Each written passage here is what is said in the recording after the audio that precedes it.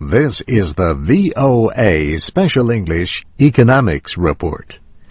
The United States Federal Reserve says it will use all available tools to restart economic growth.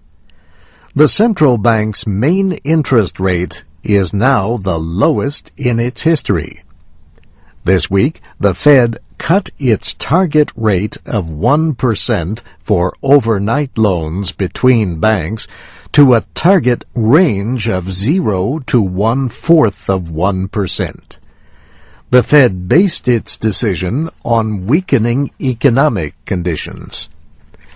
Americans have decreased their spending every month since July, the longest period in at least 16 years. Unemployment grew to 6 7/10% in November, the highest in 15 years.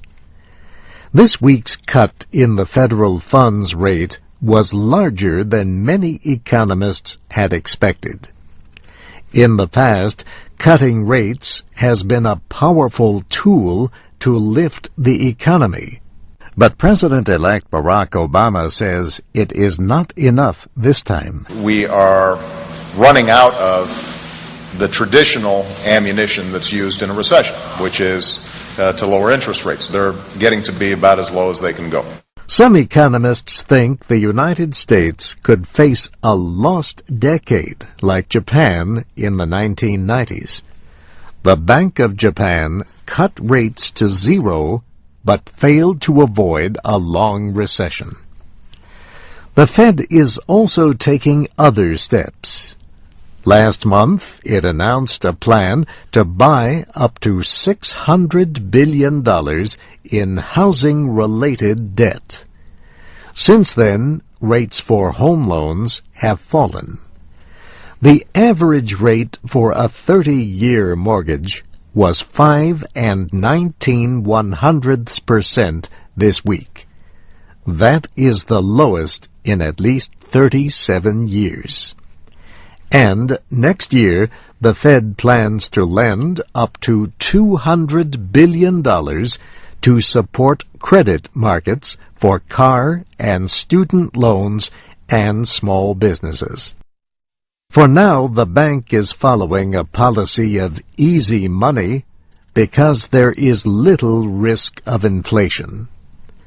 For the last 2 months, there were record decreases in the Consumer Price Index, which goes back to 1947. Prices for goods and services were nearly unchanged in November, except for a big drop in energy prices. Gasoline prices fell almost 30%. So far, the Organization of Petroleum Exporting Countries has failed to halt the drop in oil prices. OPEC agreed Wednesday in Algiers to a record production cut of more than 2 million barrels a day, or about 7%. Even so, oil traded below $40 a barrel this week for the first time in 4 years. And that's the VOA Special English Economics Report, written by Mario Ritter. I'm Steve Ember.